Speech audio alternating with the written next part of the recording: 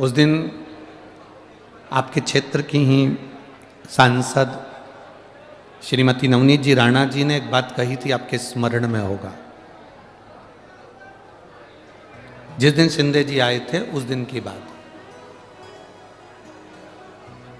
उन्होंने एक बात कही थी, आप लोगों के स्मरण में होगा कि अगर इस हनुमानगढ़ी में आप शिव महापुराण की कथा श्रवण करने के लिए आए हो, ये सांसद महोदय ने उस दिन, जिस दिन शिंदे जी आए थे, श्री एकनाथ जी शिंदे सीएम साहब आए थे, उस दिन बात कही थी कि हनुमानगढ़ी में यदि आप कथा श्रवण कर रहे हैं, और बड़ा सुंदर बात उन्होंने ये कही कि आप हनुमानगढ़ी में अगर कथा श्रवण कर रहे हैं तो यहाँ से एक संकल्प लेकर जाओ कि अपने सनातन धर्म की ध्वजा को कभी भी नीचे नहीं जाने देंगे, ऊपर की ओर ही बढ़ाएंगे। ये सांसद महोदय श्रीमती नवनीत जी राणा जी ने यह बात कही थी, और वही बात शिव महापुराण की इस कथा में भी आती है कि हम एक संकल्प लेकर चलें। जैसे रुक्मणी जी की बुआ जी ने संकल्प लिया था, रुक्मणी जी ने संकल्प लिया था, ऐसा कोई संकल्प अपनी जिंदगी में हम भी लेकर चलें।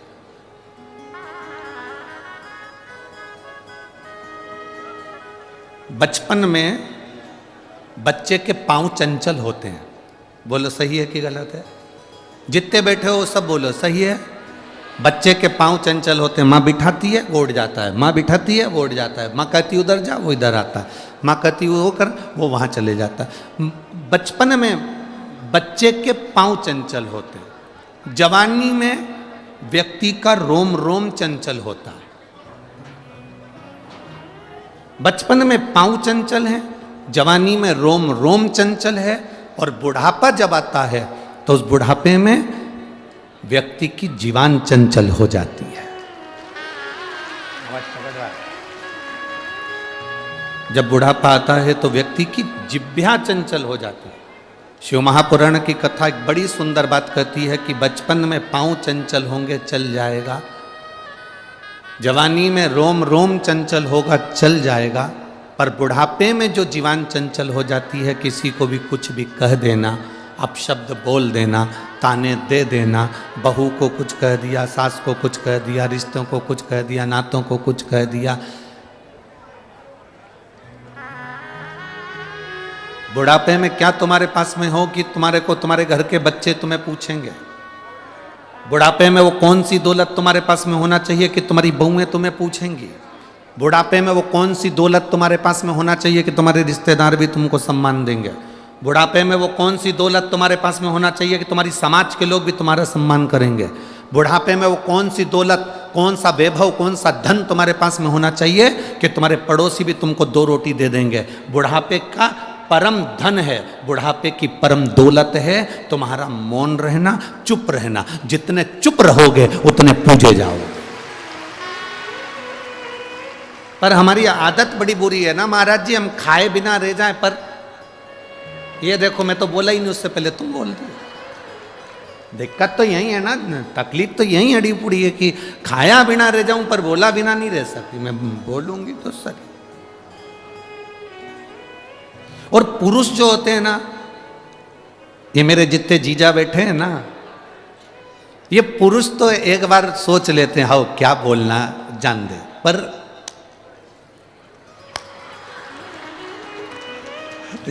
जगदम्बा जो होती है ना, तुम चुप रहो मैं अभी कह के आती हूं, और वो बोले बिना रह ही नहीं सकती। मैं तो बोलूंगी जा।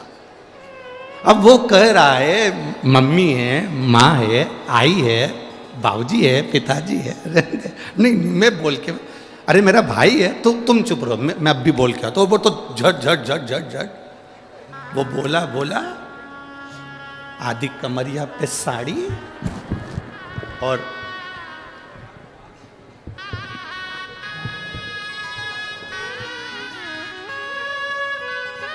वो बोला तो बोला, और बोलने के बाद में वो माइक भी बोल रहा है,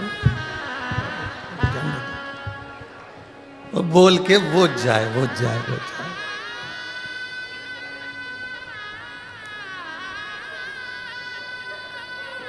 पर शिव महापुराण की कथा कहती है, थोड़ा सा मौन रहना चालू करो। मेरा शिव नहीं बोलता, मेरे शंकर बोलते ही नहीं।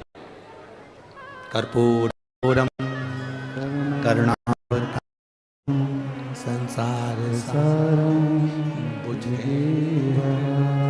मौन, मौन भी एक साधना है। मौन एक तपस्या है। नहीं, मैं के आती हूं, मैं बोल के आती हूं। संकल्प अपनी जिंदगी का लो। एक संकल्प आपके भीतर हो, जैसे पार्वती जी ने संकल्प किया था। आप सबने, आप तो सब विदर्भ के रहने वाले हो, विदर्भ की भूमि के हो। भगवान कृष्ण तुम्हारे जमाई लगते हैं, रुक्मणी जी तुम्हारी बेटी है।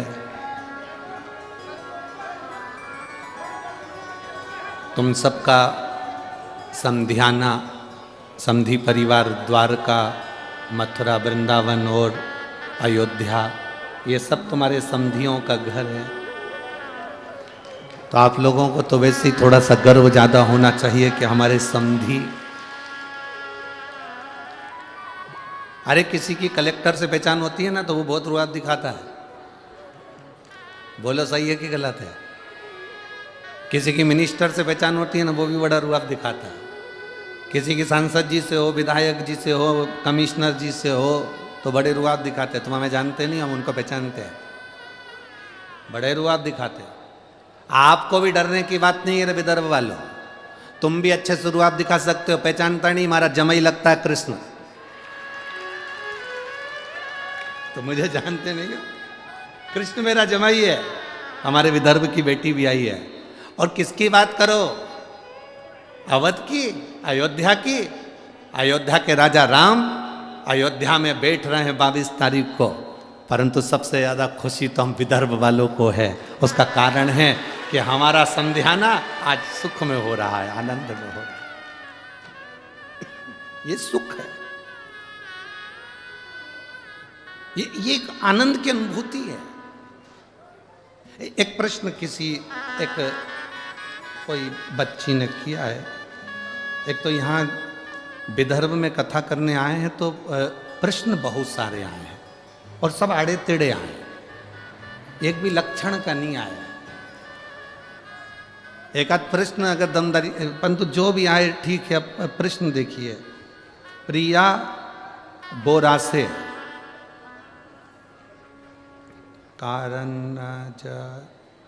कारंजा है महाराज। श्री शिवाय नमस्तुभ्यम गुरु जी के चरणों में प्रणाम कर रही हूं। मैं प्रणाम करने वाली कारंजा की रहने वाली हूं। मेरा एक प्रश्न है, आप उत्तर देंगे? फ्री बैठा हूं, दूंगा ही, उसमें क्या दिक्कत है? गुरु जी, विदेश में, भारत देश से बाहर जो विदेश में सब दूर पति पत्नी हाथ पकड़ के चलते हैं, चिपक चिपक के चलते हैं। हमारे भारत में पति पत्नी दूर दूर चलते हैं, साथ नहीं चलते हैं। इसका क्या कारण है?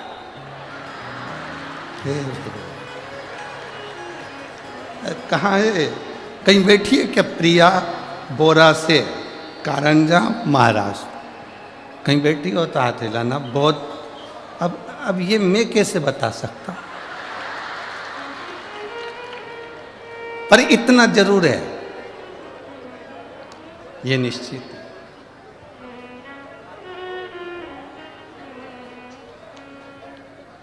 विदेश की पाश्चात्य सभ्यता और भारतीय सभ्यता में जमीन आसमान का अंतर है।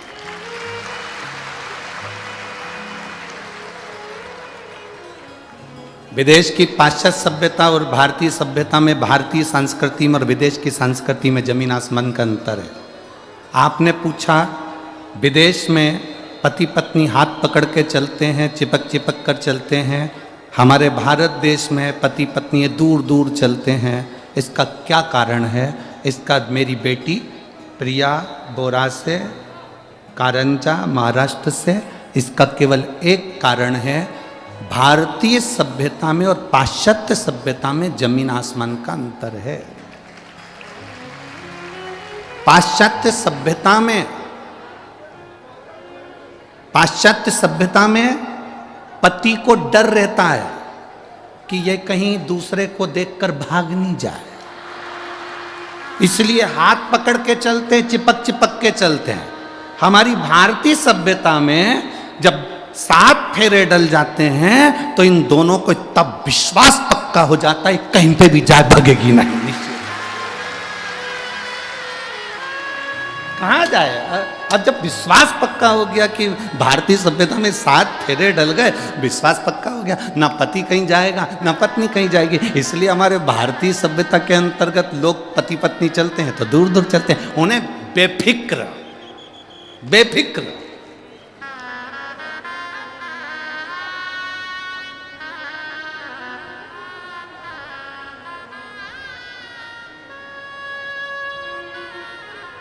ये भारत की जो भूमि है, ये भारत की जो धरा है, ये भारत की जो भूमि है, ये सभ्यता और संस्कृति की देने वाली है। ये साधारण सी भूमि नहीं है महाराज।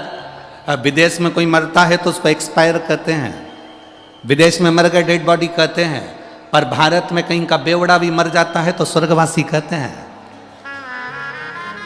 ये भारत की भूमि है, भारत की धरा है। कोई गलत भी मर रहा है तो उसको स्वर्गवासी कहेंगे, क्योंकि भारत की भूमि पर राम और कृष्ण का अवतार हुआ है। भारत की भूमि पर रामकृष्ण परमहंस, चैतन्य महाप्रभु, संत तुकाराम, श्री नामदेव जी का अवतार हुआ है। भारत की भूमि पर संत साधु का अवतार हुआ है। भारत की भूमि पर 33 कोटि देवता किसी न किसी रूप में आते रहे हैं। इसलिए भारत की धरा पर अगर कोई पापी से पापी मर भी जाता है तो उसके नाम के आगे स्वर्गवासी ही लिखा जाता है कि वो मरने के बाद स्वर्गवास हो गया, उसका भगवान की भक्ति में डूबा गया, भजन चित्त की ओर रंग। शिव कथा कह रही है, भगवान शंकर का संवाद कर रहा है। एक संकल्प अपने भीतर का हो। पार्वती जी ने जो संकल्प लिया था तो उनको देवादिदेव महादेव मिल गए थे। आप सब विदर्भ के रहने वाले, कथा आप लोगों ने बहुत सुनी है। आपके स्मरण में होगा कि माता रुक्मणी मात्र 6 वर्ष की थी, केवल 6 वर्ष की रुक्मणी, और अपने पिता राजा भीष्मक के साथ में सिंहासन पर बैठ जाती थी। केवल 6 वर्ष की। और माता रुक्मणी जी की बड़ी सुंदर एक चोटी, जिसमें सुंदर फुंदे लगे हुए हैं, कानों में कर्ण फूल है, गले में हंसली पहनी हुई, हाथ में कंगन है माता रुक्मणी जी के, सुंदर लहंगा है, एक सुंदर चोली, सुंदर चुंदड़ी माता रुक्मणी जी पहनी हुई।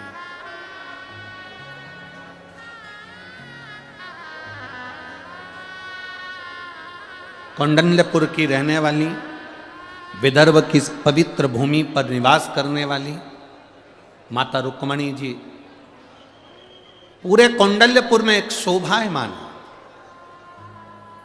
पूरे कौंडल्यपुर में।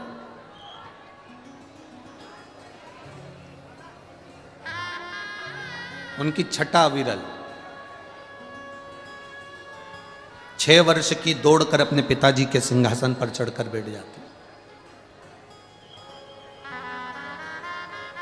पिताजी उनको गोदी में बिठा लेते और निर्णय देना प्रारंभ कर देते।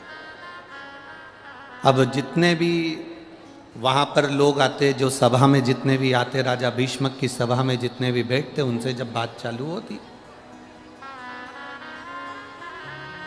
तो बात चलते चलते चलते चलते थोड़ी थोड़ी देर में जितनी भी बात निकलती वो भगवान कृष्ण की निकल जाती।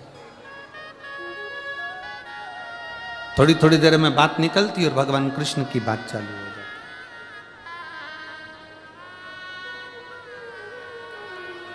फिर थोड़ी देर में बात निकली तो फिर भगवान कृष्ण की बात निकल जाती।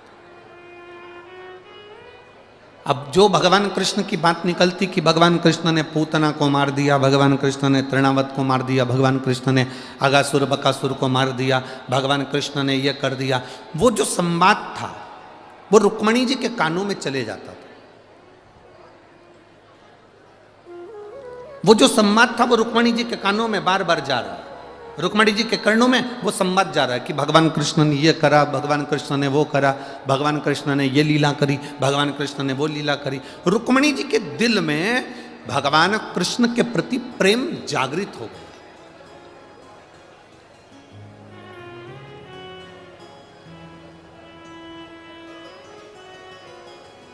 और इतना प्रेम भगवान कृष्ण के चरणों के प्रति रुक्मणी जी का जागृत हो गया कि रुक्मणी जी 6 वर्ष की अवस्था में रुक्मणी जी ने भगवान कृष्ण को अपने हृदय में बिठा लिया।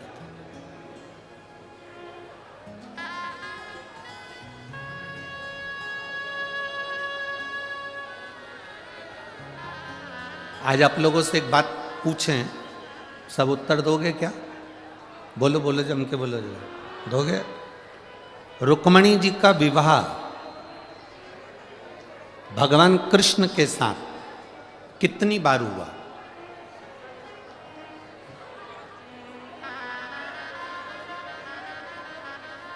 जल्दी जल्दी उत्तर दो।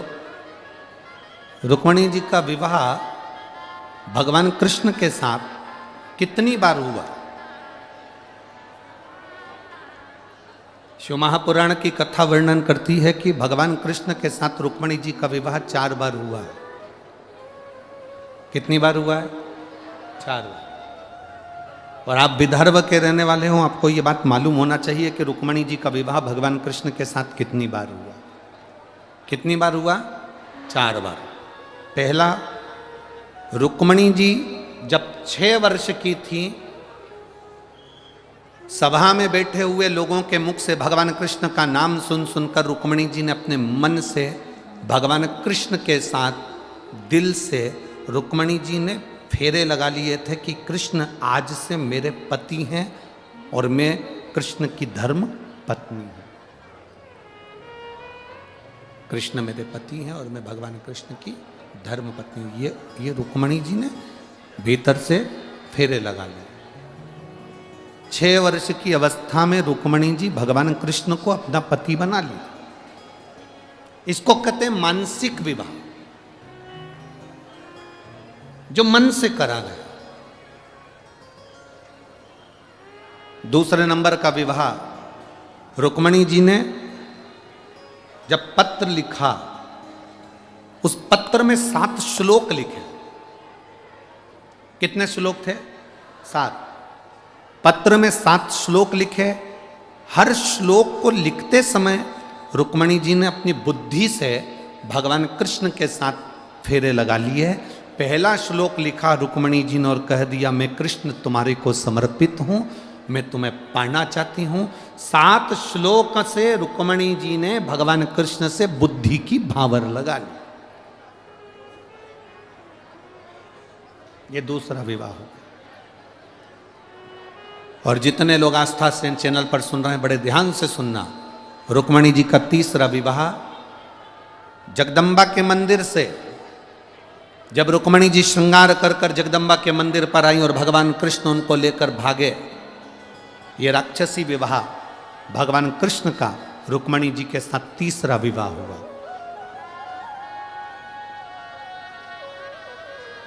और चौथे नंबर का विवाह द्वारकापुरी में पहुंचने के बाद रुक्मणी जी का हुआ। चौथा।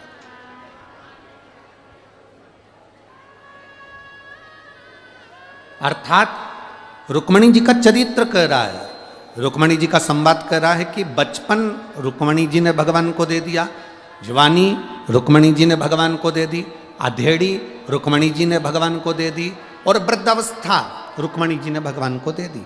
4 विवाह से मतलब है कि बचपन, जवानी, अधेड़ी और बुढ़ापा चारों की चारों भगवान कृष्ण के भरोसे पर छोड़ दिया।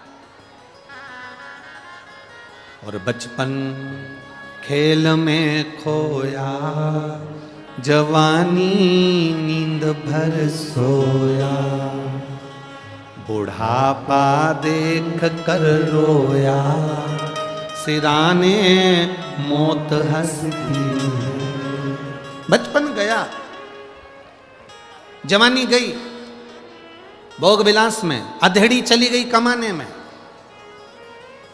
केवल एक बुढ़ापा बचा है।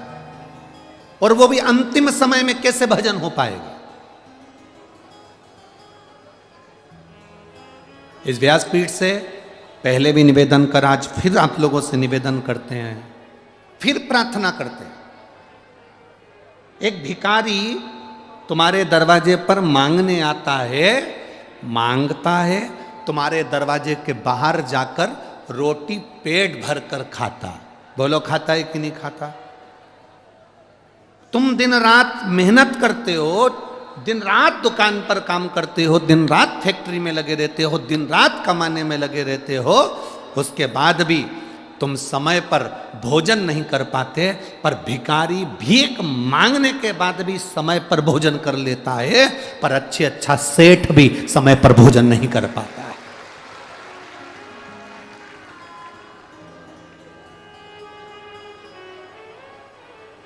जरा विचार करिए, वो भिखारी भी हमको सीख देता है कि देखो मेरी जिंदगी में कितना दुख है, मेरी जिंदगी में कितना गम है, मेरी जिंदगी में कितनी तकलीफ है, उसके बाद भी मैं भरपेट भोजन कर रहा हूं। व्यक्ति कमाने में इतना लगा रहता है कि भोजन को त्याग देता है तो शुगर की बीमारी हो जाती। शुगर की बीमारी कभी किसी डॉक्टर से पूछना कि शुगर की बीमारी होती क्यों है? केवल भूखे रहने से, समय पर भोजन ना करने से आपकी शुगर ऊंची नीची होती रहती है। कभी डॉक्टर से पूछना बीपी की बीमारी क्यों होती है? समय पर ना खाना, ना जागना, ना सोना।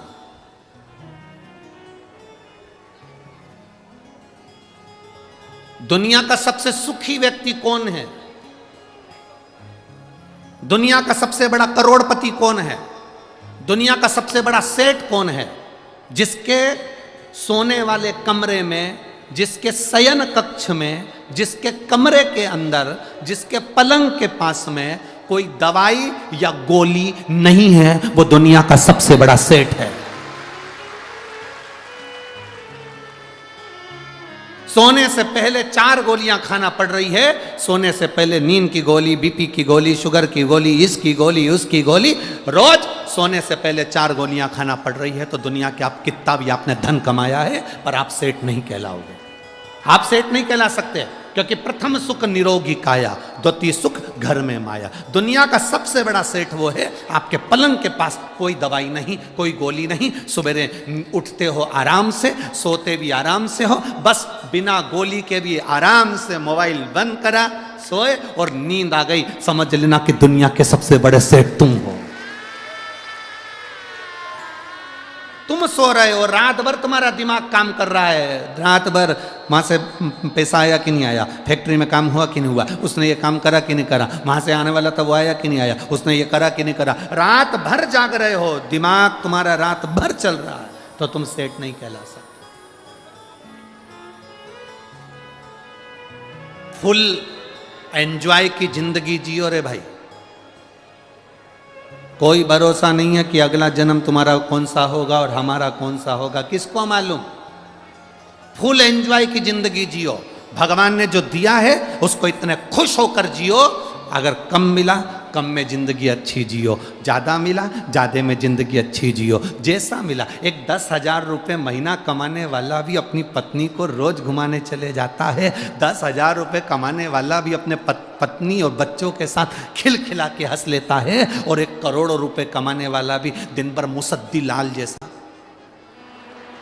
बैठा रहता है। काय की जिंदगी जीना पे, फुल एंजॉय की जिंदगी जी। जो परमात्मा ने दिया कम नहीं दिया। जैसा दिया बहुत अच्छा दिया। घर में ऐसे रहो कि जैसे शंकर पार्वती रहते थे। शिव जी के परिवार में किसी देवता का परिवार निकाल कर बताओ, 33 कोटि देवी देवताओं के परिवार में बता दो कि पूरा परिवार किसी के साथ में हो। भगवान विष्णु और लक्ष्मी जी साथ में मिलेंगे परंतु उनके बच्चे साथ में नहीं मिलेंगे। ब्रह्मा ब्रह्माणी साथ में मिलेंगे पर उनके बच्चे साथ में नहीं मिलेंगे। इंद्र इंद्राणी मिलेंगे पर उनके बच्चे साथ में नहीं मिलेंगे। आप किसी 33 कोटि देवी देवताओं की लिस्ट निकाल कर देख लो, किसी के देवताओं के बच्चे उनके साथ में नहीं है। केवल एक देवाधिदेव महादेव हैं जिनके बच्चे गणेश, कार्तिकेय, अशोक सुंदरी, जया, विषहरा, शामली बारी, दौतली देव, शंकर भगवान का पूरा खानदान उनके साथ में है। क्योंकि शिव प्रेरणा देते हैं कि अपने परिवार के साथ फुल एंजॉय की जिंदगी जियो, भले कैलाश पर्वत पर रहो चाहे कहीं पर भी रहो।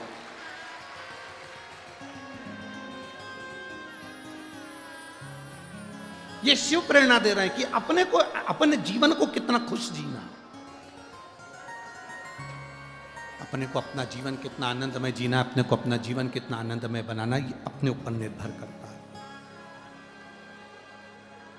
6 वर्ष की अवस्था माता रुक्मणी जी की मात्र 6 वर्ष की अवस्था, और 6 वर्ष की अवस्था में माता रुक्मणी जी ने भगवान कृष्ण को अपना पति मान लिया था। आप इस कथा के पंडाल में बैठती हो और हम बोलते हैं बोल बम का नारा है और बाबा एक सहारा है। बाबा एक सहारा का मतलब ये है कि आप भोलेनाथ जी को अपना पिता मान लो, भोलेनाथ जी को अपना इष्ट मान लो, भोलेनाथ जी को अपना सखा मान लो, भगवान शंकर को अपना इष्ट, अपना सखा, अपना पिता, अपना बाबुल, अपना बाबा मानकर हम अपने दिल की बात भोलेनाथ जी से कर सकें। उसका मतलब ये है।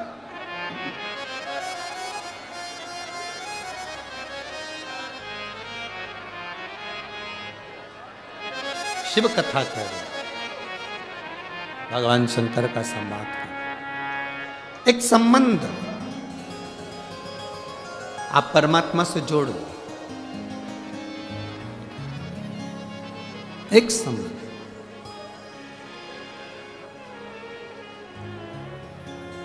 और नाता एक राम जी से दूजा नाता तोड़ दे, रिश्ता एक श्याम जी से दूजा रिश्ता छोड़ दे। साधु संगे राम रंग अंग अंग रही है, जाई विधि राखे राम ताही विधि रही। किया अभिमान तो फिर मान नहीं पाएगा, होगा वही प्यारे जो मेरे राम जी को भाएगा। बस अपना शिव को, अपना राम को बना लो। एक पत्र है, देखिए,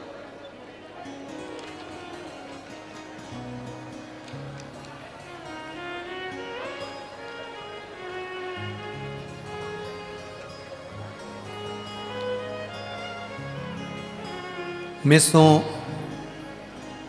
रोनाली परेश राउत, यशोदा नगर, अंबा नगरी, अमरावती की रहवासी हूँ। मेरा मोबाइल नंबर ये है। कहीं बैठी हैं? आप ही हैं? नहीं, एलईडी बंद हो गई हैं। एलईडियाँ चालू करिए सारी। एलईडी वाले एलईडी चालू करें सब जगह की।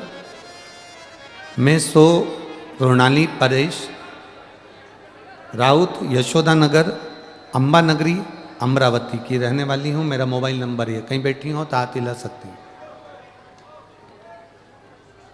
कहीं बैठी हो तो हाथ हिला सकती हैं। गुरुदेव, मैं बाबा का क्या वर्णन करूं। मेरा तो परमात्मा पे से विश्वास उठ गया था, क्योंकि मेरे यहाँ 10 साल हो गए थे और मुझे संतान का सुख नहीं था। ऐसा कौन सा इलाज जो मैंने नहीं करवाया, ऐसी कौन सी जगह जहां मैं नहीं गई। मैंने बच्चे की आस भी छोड़ दी थी, क्योंकि 1 साल 2 साल धीरे धीरे 5 साल 8 साल 9 साल 10 साल निकल जाए तो कहाँ संतान का सुख होता है। किसी के यहाँ कोई फंक्शन में जाती थी तो बड़ा मन दुखता था कि किसी के यहाँ जाओ और अपना मुंह उतरा रहे, अच्छी बात नहीं, क्योंकि सबके बच्चों को देखती, मेरी खुद की कोई औलाद नहीं थी। 10 साल निकल गए। 2022 में मेरी पड़ोसन के कहने पर मैंने आस्था चैनल पर पहली बार शिव महापुराण की कथा सुनी। और कथा आप कहते हो आसन लगाकर जो सुनता है बाबा उसकी झोली जरूर भरता है। मैंने टीवी के सामने ही आसन लगाकर शिव महापुराण की कथा को श्रवण करा, सफेद आंकड़े की जड़ का प्रयोग करा, पशुपति व्रत प्रारंभ करा।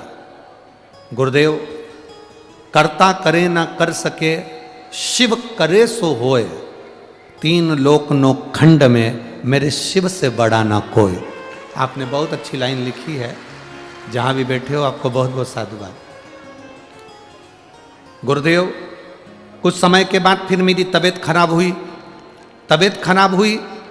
हम घर का इलाज करते रहे, स्वास्थ्य ठीक करते रहे, पर बाबा तो बाबा है। पशुपति व्रत करती रही और मेरा स्वास्थ्य बेकार चलता रहा। पर गुरुजी ऐसी कृपा हुई, जब तबीयत ज़्यादा ही खराब हुई तब हॉस्पिटल दिखाया तो मालूम पड़ा कि मेरे बाबा ने मेरा गर्भ ठहरा दिया, मेरे गर्भ ठहर गया। पर दुख एक था, जांच करने पे मालूम पड़ा कि बच्चे की धड़कन नहीं आई है। जब बच्चे की धड़कन नहीं आई, सोनोग्राफी फिर करवाई। सोनोग्राफी कराने के बाद में फिर वापस बताया कि बच्चे की धड़कन नहीं है, इस बच्चे को तुम मत रखो, ये बच्चा नहीं रखना तुम्हें। पर मेरे 10 साल के बाद तो गर्भ ठहरा था गुरुदेव। मैंने उस बच्चे को रखा।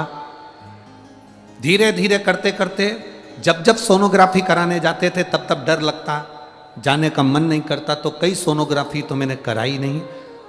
अब धीरे धीरे करते करते 7 महीने हो गए तो एक सोनोग्राफी और कराने का मन, डॉक्टर कहते रहे कराओ, तब सोनोग्राफी कराई। पर उससे पहले मैंने पूरे 6 महीने बाबा पर चढ़ा हुआ जल पिया और बेलपत्र खाई। बाबा की कृपा का मैं क्या गुणगान करूं गुरुदेव। बाबा की कृपा से 26 जुलाई 2023 को मेरे यहाँ संतान की प्राप्ति हुई और मैं बाबा को यहाँ धन्यवाद देने के लिए आई, जिसका फोटो मैं लगा रही हूँ। आप टीवी पर उस बच्चे का फोटो भी देख सकते हैं। शिव तत्व औघड़ी, शंभु, शंकर, त्रिकालदर्शी, कैलाशी, अविनाशी, शिव तत्व ऐसा ही होगा।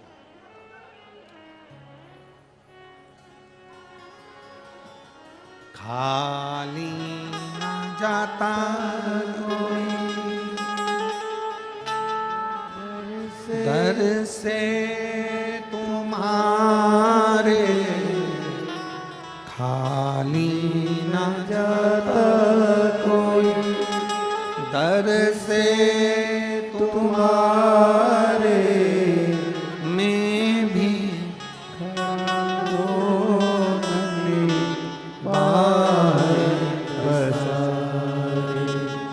अपने हृदय से लगा लो गिरा जा रहा हो, उठा लो भोले अपने दर से अब तो न तारो, गिरी जा रही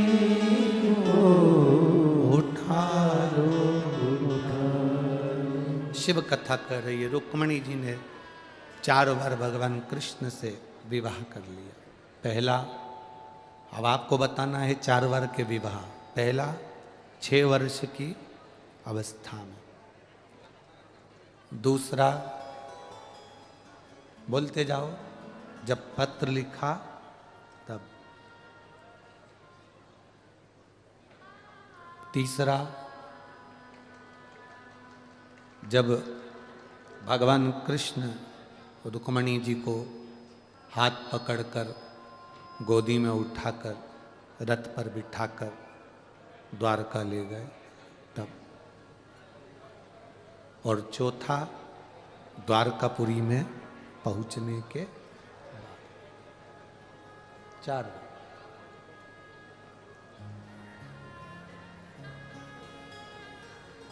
दे दो भगवान को अपना बचपन भी परमात्मा को दे दो, जवानी भी भगवान को दे दो, अधेड़ी भी भगवान को दे दो, बुढ़ापा भी भगवान को दे दो।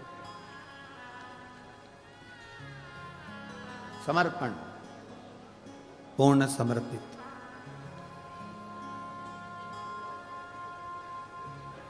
एक दिन रुक्मणी जी 6 वर्ष की अवस्था में रुक्मणी जी ने जो भगवान कृष्ण को अपना बना लिया, आज पिता विदर्भराज भीष्मक जी से कहकर रुक्मणी जी ने पिताजी से कहा, पिताजी मेरे दादा परदादा शिव की भक्ति में डूबे रहे हैं,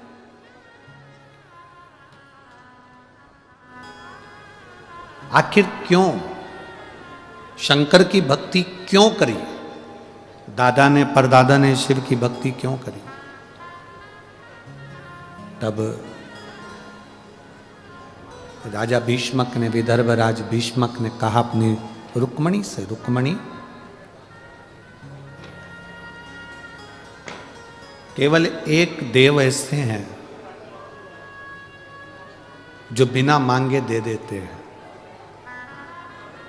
किसी भी देवता के आगे जाकर झोली फैलाना पड़ती है और कहना पड़ता है कि हमको ये दे दो, पर केवल वो कहते हैं ना, मांग कर जो देता है वो देव कहलाता है, जो बिना मांगे दे देता है वो महादेव कहलाता है। बिना मांगे देते हैं वो, बिना मांगे, कुछ मांगने की जरूरत नहीं पड़ती। आप में से इतने सारे भक्त लोग शंकर की उदारता वाले सब यहाँ पधारे हो, शिव महापुराण की कथा सुनने के लिए आए हो, वो बिना मांगे क्या देगा तुमको, तुम्हें नहीं मालूम पड़ेगा। तुम तो आ गए, यहाँ तक पहुँच गए, फिर मर्जी उसकी है।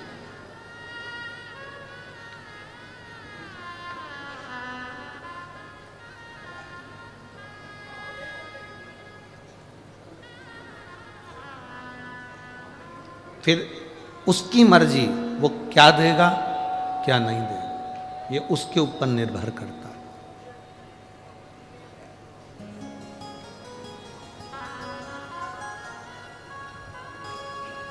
आप तो केवल बैठकर श्री शिवाय नमस्तुभ्यम उसको जप लो, उसका भजन कर लो, उसका कीर्तन कर लो, उसका मंत्र जाप करो।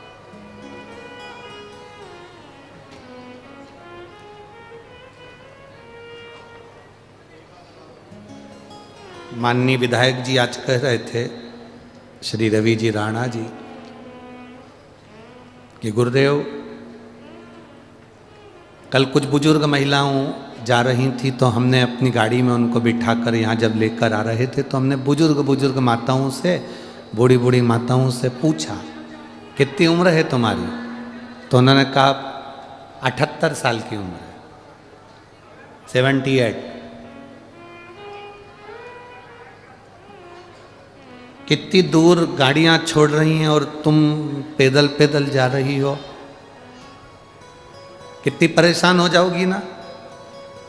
तो विधायक जी कह रहे थे, उस माँ के मुख का शब्द था गुरुजी, वो माँ कह रही थी ये तो 5 किलोमीटर है, 50 किलोमीटर भी होता तो मैं पैदल जाती कथा को सुनने के लिए।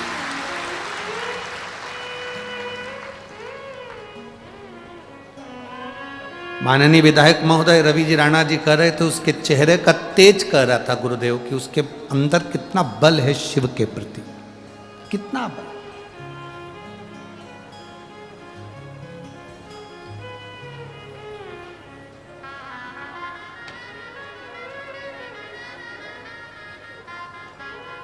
कल माननीय सांसद महोदय नवनीत जी राणा जी से हमने पूछा कि आप कथा के पंडाल में रहते हो, आपका कुछ अनुभव,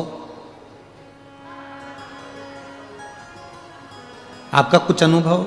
माननीय सांसद महोदय श्रीमती नवनीत जी राणा जी कह रही थी कि गुरुजी 2 दिन से मैं भोजनशाला में जब भोजन बनाने के लिए जाती हूँ, रोटी बनाने के लिए सबके साथ बैठकर जब रोटी बनाती हूँ, उस समय पर ऐसा महसूस होता है कि वो रोटी किसी व्यक्ति के लिए नहीं बन रही है, वो रोटी स्वयं देवाधिदेव महादेव के लिए बन रही है। ये अनुभव है भीतर का, ये भीतर का अनुभव।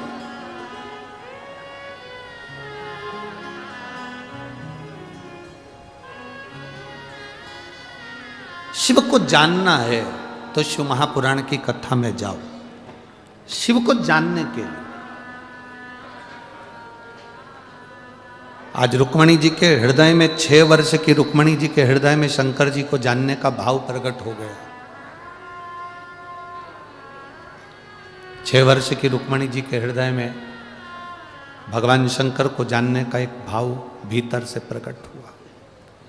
अपने पिताजी से कह रही हैं, पिताजी आप मुझे बताओ, दादाजी शंकर की भक्ति क्यों करते थे, परदादाजी शिव जी की भक्ति क्यों करते थे? तो राजा भीष्मक ने कहा कि उसका केवल एक कारण था कि शंकर बिना मांगे देता है, बिना मांगे। वहां मांगने की जरूरत ही नहीं पड़ती।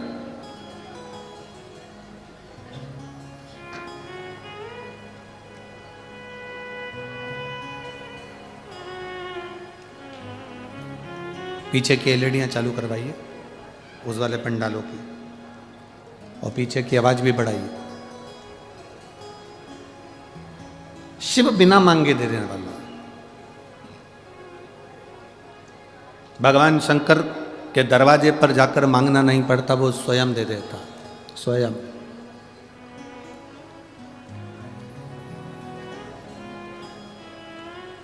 आज हम गाड़ी में कह रहे थे कि पूरी दुनिया में शंकर भगवान का शिवलिंग पूजाता है, पर केवल सीहोर का कुबेरेश्वर धाम एक ऐसा है जहां पर कंकर शंकर के रूप में पूजाता है। केवल एक, पूरे भारत की भूमि पर केवल एक ही भूमि ऐसी, एक ही जगह ऐसी है, सीहोर का कुबेरेश्वर धाम, जहां पर कंकर शंकर के रूप में पूजाया जाता है।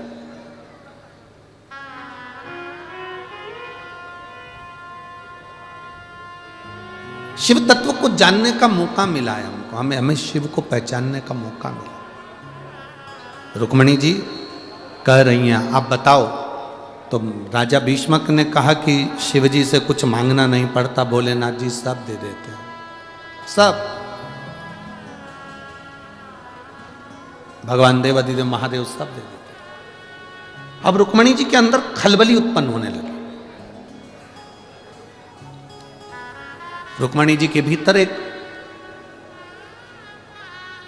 शिव जी से मिलने की और भगवान कृष्ण को पाने की एक भीतर से उमंग जागृत हो गई।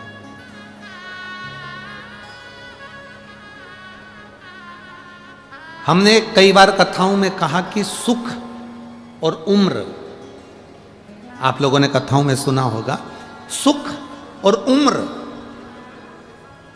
इन दोनों की हमेशा दुश्मनी रही है, इन दोनों की आपस में बनी नहीं। किस किस चीज की नहीं बनी? बोलो बोलो, जम के बोलो जरा। सुख और उम्र, उम्र मतलब हमारी आयु, उम्र, इन दोनों की कभी नहीं बनी। आपस में इन दोनों का झगड़ा है, इन दोनों की अंटी रहती है, हमेशा दुश्मनी रहती है। किस किस चीज की? बोलते जाओ, जम के बोलो जरा। सुख और उम्र। जब सुख आता है तब उम्र चली जाती है, जब उम्र रहती है तब तक सुख पकड़ने की कोशिश करते हैं। अब मिलेगा, बहू आएगी, सुख मिलेगा, गरम रोटी देगी, सुख मिलेगा। हम सुख को पाने का प्रयास करते हैं और गरम रोटी तो नहीं मिलती, पर गरम गरम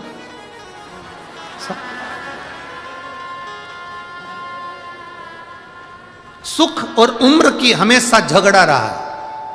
सुख और उम्र का कभी नहीं बना, सुख और उम्र में आपस में कभी संबंध अच्छे नहीं रहे। जब व्यक्ति की उम्र निकलती है तब उससे सुख मिलना प्रारंभ होता है, और वो थोड़ा सा समय 30, 35, 20, 25, 30 साल पूरी जिंदगी संघर्ष में निकल गई, सुख पाने में निकल गई, पूरी जिंदगी कमाने में निकल गई, और सुख का समय जब आया तो मालूम पड़े सीता। सुख और उम्र दोनों विपरीत है। दोनों।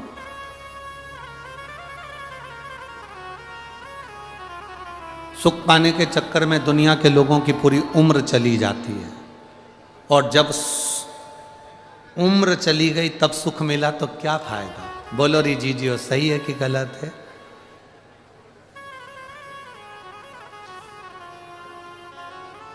शादी करके नए नए आए थे,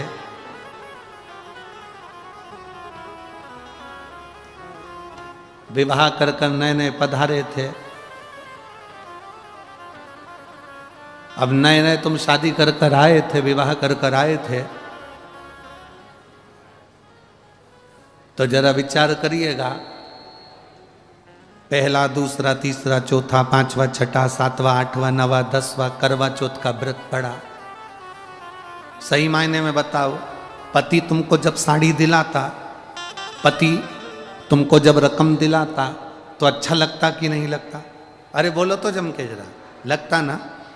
अब तुम्हारी उम्र ढल गई, 55 साल के हो गए, सोफा सेट भी गड़बड़ हो गया, खिड़कियां बेकार हो गई, और अब सुख आया, धन आया, और पति ने कहा मेरा मन कर रहा है, चल सुनार की दुकान पे चल, तुझे आज मैं नेकलेस दिला दूं, चल सुनार की दुकान पे, कपड़े की दुकान पे मैं तुझे कपड़े दिला दूं। अब पत्नी कहेगी अब तो पूरी जिंदगी हो गई, बच्चों के लिए ले लो, अब तो बच्चों का ब्याह करना है, बहू आएगी, बहू को चढ़ा देंगे, बहू के हिसाब से ले लो, बच्चों के हिसाब से ले लो, इनके हिसाब से लो। अब मना कर देगी वो, अब मेरे लिए मत लो, अब तुम बच्चों के लिए, परिवार के लिए लो, अब मेरे लिए नहीं, अब परिवार के लिए और बच्चों के लिए लो, अब मेरे लिए मत। सुख और उम्र, इन दोनों का झगड़ा है। जब सुख आता है तब उम्र चली जाती है, और उम्र जब रहती है तो व्यक्ति सुख पाने के चक्कर में पूरी उम्र गंवा बैठता है। इसीलिए हमारा शास्त्र कहता है कि भजन करो भरी जवानी में, बुढ़ापा किसने देखा है, भजन करो भरी जवानी में बुढ़ापा किसने देखा है। इन दोनों का झगड़ा है, सुख का और उम्र का। रुक्मणी जी ने अपने उस जीवन को, रुक्मणी जी ने अपने उस चरित्र को आनंदित करा, और रुक्मणी जी ने उस चरित्र को जब आनंदित करा तो रुक्मणी जी ने तुरंत राजा भीष्मक से कहा, अपने पिताजी से, राजा भीष्मक से रुक्मणी जी कह रही हैं कि पिताजी आप मुझे बताएं कि शंकर भगवान की आराधना का फल क्या है, भगवान शिव की भक्ति का फल क्या है, शंकर के पूजन का फल क्या है, शिवलिंग निर्माण का फल क्या है, शंकर के शिवलिंग की आराधना का फल क्या है, भगवान शंकर के गुणगान का फल क्या है, भगवान शिव की अविरल भक्ति का फल क्या है। अब आप मुझे बताएं, ये मुझे सिद्ध करें।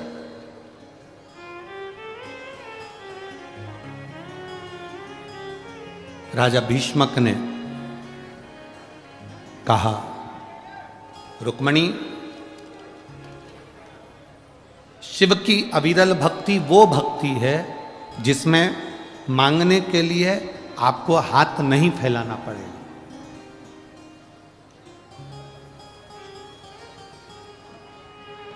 सारी समस्या का हल एक लोटा जल, सब कुछ मिल सकता है, सब कुछ। दुनिया का ऐसा कोई कार्य नहीं, दुनिया का ऐसा कोई भाव नहीं। गला पकड़ रहा है, परसों जैसा कल जैसा कर दो साउंड को। दुनिया का कोई ऐसा सुख नहीं है जो शिव की भक्ति से नहीं मिल सकता। जो भगवान शंकर की भक्ति से प्राप्त नहीं हो सकता, दुनिया का ऐसा कोई कार्य नहीं। मेरे राम जी महाराज जब लंका पर चढ़ाई करने के लिए जाते हैं तो शंकर भगवान के शिवलिंग की स्थापना, रामेश्वर धाम की स्थापना करते हैं। मेरे भगवान कृष्ण रुक्मणी जी के साथ बैठकर भगवान कृष्ण की अविरल भक्ति को धारण करते हैं। शिव के बिना सब अधूरे। रुक्मणी जी ने कहा तो क्या सब कुछ शिव की भक्ति से मिल सकता है? क्यों नहीं मिलेगा? करो भगवान शंकर की भक्ति। ऐसा दुनिया में कौन सा कार्य है जो शंकर की भक्ति के बिना, शंकर की भक्ति से नहीं मिलता? करो शिवाराधना। रुक्मणी जी 6 वर्ष की अवस्था में रुक्मणी जी कौंडल्यपुर से पैदल चलकर वन क्षेत्र में पहुंच गए। पैदल चलकर वन क्षेत्र में पहुंचे और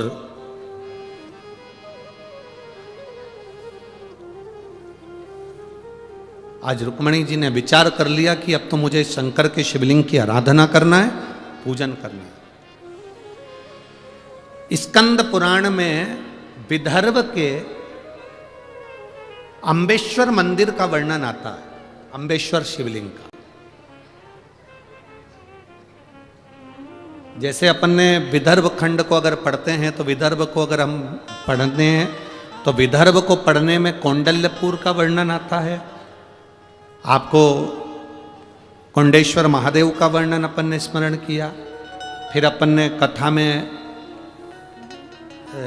तपवनेश्वर महादेव का स्मरण करा।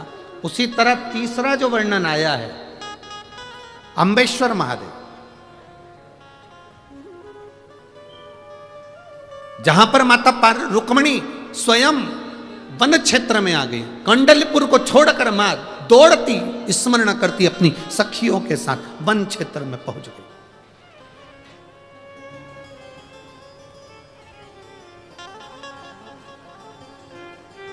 और उस वन क्षेत्र में गुफा के अंदर एक भूमि पर बैठ गई। बैठकर उन्होंने पार्थिव शिवलिंग का निर्माण करा।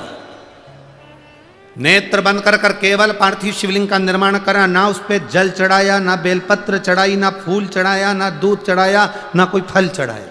केवल शिवलिंग का निर्माण कर कर माता रुक्मणी जी बैठ गई। 6 वर्ष की अवस्था है माता, मात्र 6 वर्ष की अवस्था।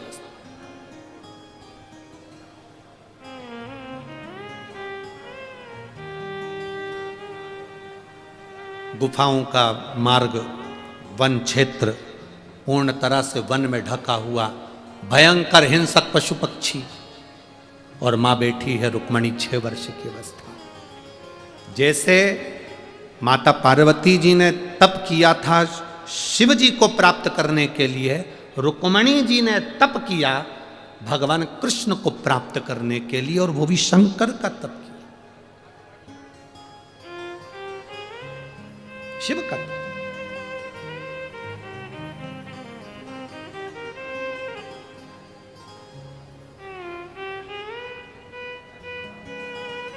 पिता विदर्भ राज को मालूम पड़ा, राजा भीष्मक को मालूम पड़ा मेरी बेटी घर से गई है, सखियों के साथ वन क्षेत्र में गई है। ढूंढने के लिए निकल गए। विदर्भ की पूरी भूमि पर अपनी बेटी रुक्मणी को ढूंढने के लिए राजा भीष्मक ने अपने द्वार से द्वारपालों को भेज दिया, गुप्तचरों को भेज दिया, रुक्मणी को देखो कहां गई। रुक्मणी गई कहां है जरा पता करो, देख कर आओ। पूरा विदर्भ छाना। विदर्भ के जहां विराम हो रहा था उस स्थान पर वो कहते हैं भूमि का स्मरण अगर करेंगे अम्बेश्वर महादेव का, तो मोर्शी के पास में सालबर्डी,